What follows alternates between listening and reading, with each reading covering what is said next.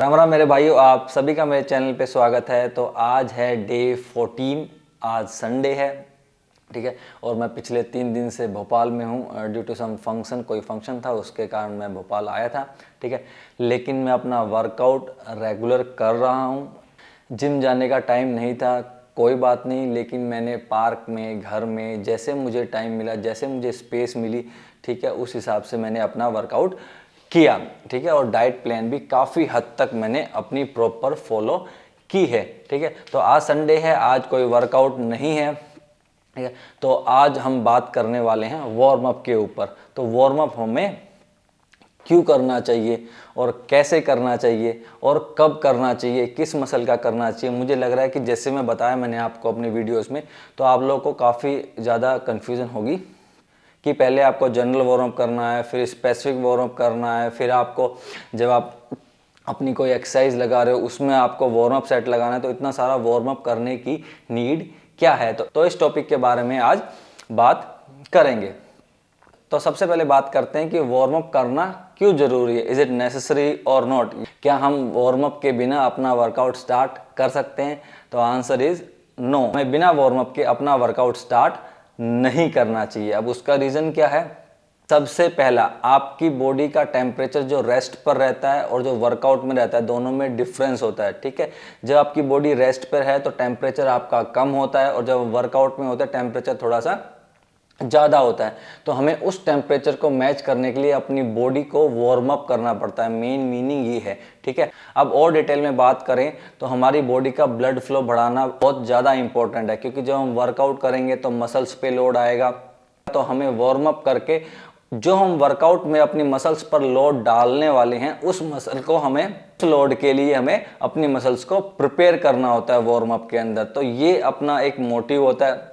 And दूसरा, अगर हम अच्छा वार्म अप करके अपना वर्कआउट करेंगे तो हमारी बॉडी में इंजरी होने के चांसेस बहुत ही कम हो जाते हैं। अगर आप कंपेयर करो, आप डायरेक्टली आके अपना वर्कआउट स्टार्ट कर रहे हो, आपकी बॉडी का टेम्परेचर नॉर्मल है, आपकी बॉडी में ब्लड फ्लो अच्छा नहीं है, आप जिस मसल ग्रुप का वर्कआउट करने जा रहे हो वो वार्म्ड अप नहीं है, तो आपकी बॉडी में इंजरी के चांसेस बढ़ जाते हैं। तो ये मेन रीज़न होता है आपका वार्म अप करने का। तो अब स्टार्ट करते हैं कि हमें वार्म अप किस प्रोसीजर में करना चाहिए। सबसे पहले जैसे ही आप जिम में आते हो, आपको हल्के फुल्के स्ट्रेचेस करने 1 से 2 मिनट तक, ताकि आप अपनी बॉडी को मूवमेंट में लेके आ जाओ, जो कि अभी तक रेस्ट में थी। उसके बाद आपको करना है 5 minute cardio, any sort of cardio. Treadmill हो सकती है, ये आपका क्रॉस ट्रेनर हो सकता है, ये आपकी साइकिलिंग हो सकती है, ये आपकी जॉगिंग हो सकती है, any type of 5 minute cardio करना है, ठीक है। अब उसके बाद आपको करनी है जनरल स्ट्रेचिंग। ये मैंने आपको इंट्रो एपिसोड में भी बताया था, जिसमें मैंने मिक्स वर्कआउट करवाया। उसमें मैंने पूरा डिटेल में बताया हुआ है कि आपको जनरल स्ट्रेचिंग कैसे करनी है, ठीक है। अब जनरल स्ट्रेचिंग का मतलब ये है कि आप अपनी पूरी बॉडी को अपकमिंग वर्कआउट के लिए तैयार कर रहे हो, किसी एक मसल ग्रुप को तैयार नहीं कर रहे हो। फिर से मैं बोल रहा हूँ, जनरल वार्म अप का मतलब ये है कि आप अपनी पूरी बॉडी को हल्का हल्का अपकमिंग वर्कआउट के लिए प्रिपेयर कर रहे हो, ठीक है। आपका जनरल वार्म अप हो गया है खत्म। अब हम कर रहे हैं अपना स्पेसिफिक वार्म अप, ठीक है। अब स्पेसिफिक वार्म अप में हमें क्या करना है, एक पर्टिकुलर मसल ग्रुप जिसको आज आप ट्रेन करने वाले हो, उसका वार्म अप करना है, ठीक है। पहले आपने क्या, जनरल वार्म अप, उसमें आपने पूरी बॉडी को हल्का हल्का वार्म अप किया अपकमिंग वर्कआउट के लिए। और अब हम स्पेसिफिक वार्म अप में एक पर्टिकुलर मसल ग्रुप को वार्म अप कर रहे हैं, जिसको आज हम ट्रेन करने वाले हैं। तो हमने स्पेसिफिक वार्म अप अभी कंप्लीट किया। अब स्पेसिफिक वार्म अप का मतलब ये है कि हमने एक पर्टिकुलर मसल ग्रुप में अपना ब्लड फ्लो बढ़ा लिया है, वहां का टेम्परेचर बढ़ गया उस मसल ग्रुप का, ठीक है। एंड उस मसल ग्रुप को हमने अपकमिंग वर्कआउट के लिए रेडी किया है, प्रिपेयर किया है, ठीक है। लेकिन अभी क्वेश्चन ये है कि क्या आप जनरल वार्म अप के बाद डायरेक्टली अपना वर्कआउट स्टार्ट कर सकते हो? तो ऐसा आप नहीं कर सकते हो, क्योंकि जनरल वार्म अप में आपने पूरी बॉडी में हल्का हल्का ब्लड फ्लो इंप्रूव किया है, रेस्ट से टेम्परेचर थोड़ा सा ऊपर किया है। एंड स्पेसिफिक वार्म अप में आपने एक पर्टिकुलर मसल ग्रुप का आपने ब्लड फ्लो इंप्रूव किया, और वहां के मसल्स को आपने अपकमिंग वर्कआउट में जो लोड आने वाला है उसके लिए आपने प्रिपेयर किया है।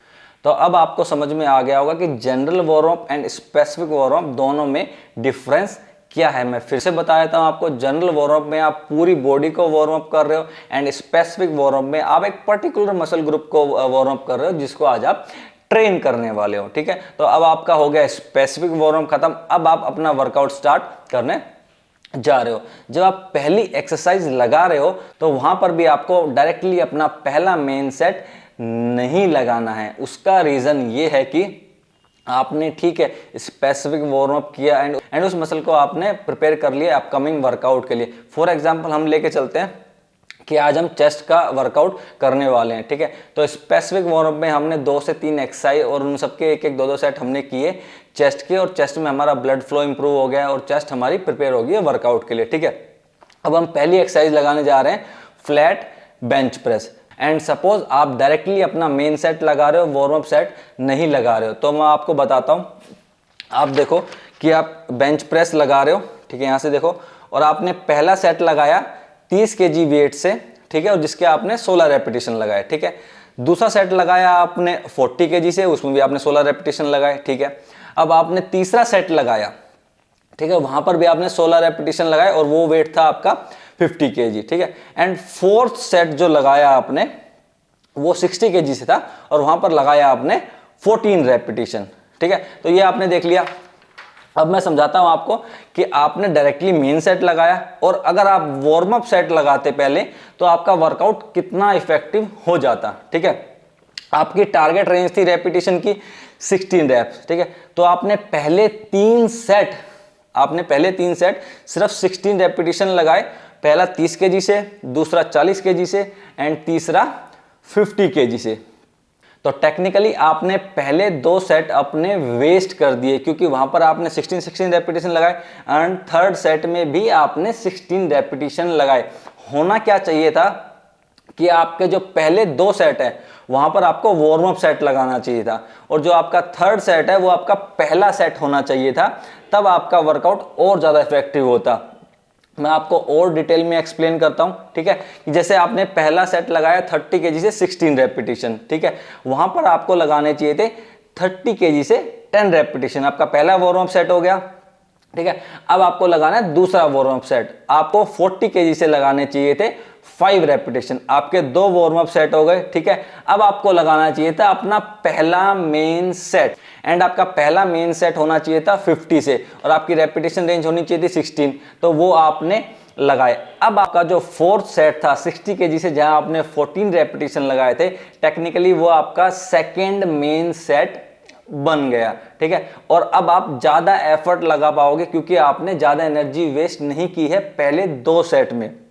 वहां आपने उसे as a warm up set इस्तेमाल कर लिया क्योंकि आपका टारगेट था 16 रेपिटेशन। जब पहले 3 सेट में 16 रेपिटेशन लगा रहे हो तो व्हाई नॉट आप थर्ड सेट को पहला सेट लेके चलो और पहले 2 सेट वार्म अप लगाओ, उसमें रेपिटेशन कम लगाओ, मसल्स को प्रिपेयर करो और अच्छे लोड के लिए। ठीक है, तो आपको ऐसा करना चाहिए था और अब आपको 2 सेट एक्स्ट्रा मिल जाते हैं एक्स्ट्रा एफर्ट लगाने के लिए। तो आपको ऐसे करके हर एक्सरसाइज में आपको वार्म अप सेट लगाना बहुत जरूरी है, जिससे आपका वर्कआउट इफेक्टिव हो जाता है और आपको 1 से 2 सेट आपको एक्स्ट्रा मिल जाते हैं एक्स्ट्रा लोड उठाने के लिए। तो अब मुझे लगता है कि आपको थोड़ी सी पिक्चर क्लियर हो गई होगी कि वार्म अप सेट लगाना कितना इंपॉर्टेंट है। ठीक है, तो वार्म अप सेट जरूर लगाओ आप, तो उससे आपको एक्स्ट्रा सेट और एक्स्ट्रा एफर्ट लगाने का मौका मिलता है। एंड आपको अगर अब भी समझ में नहीं आया तो आप वीडियो फिर से रिवाइंड करके देखो क्योंकि ये बहुत ज़्यादा इंपॉर्टेंट है। अगर आप वार्म अप सेट को अच्छी तरह यूज़ करना सीख गए तो आपका वर्कआउट नेक्स्ट लेवल हो जाएगा और बहुत ही बेहतरीन वर्कआउट होने लग जाएगा और जितना अच्छा आपका वर्कआउट होगा उतना ही अच्छा आपको रिजल्ट मिलेगा। ठीक है, तो आज संडे था तो मैंने सोचा कि इस टॉपिक को कवर किया जाए क्योंकि ये बहुत ही ज़्यादा बेनिफिशियल था। ठीक है, तो अगर आपको वीडियो अच्छी लगी है एंड आपको इन्फॉर्मेशन मिली है जो आपके लिए काफ़ी ज़्यादा हेल्पफुल रहेगी तो प्लीज़ लाइक करो एंड शेयर करो अपने दोस्तों के साथ जो ट्रांसफॉर्म करना चाहता है। एंड जुड़िए मेरी 90 डेज ट्रांसफॉर्मेशन सीरीज में and also do subscribe my channel. And अगर आपको वीडियो अच्छी नहीं लग रही है तो प्लीज़ डिसलाइक कीजिए एंड ज़रूर बताइए कि मुझे आपको क्या कमी लग रही है। एंड अब मिलते हैं नेक्स्ट वीडियो में। Till then bye bye, take care and thank you for watching.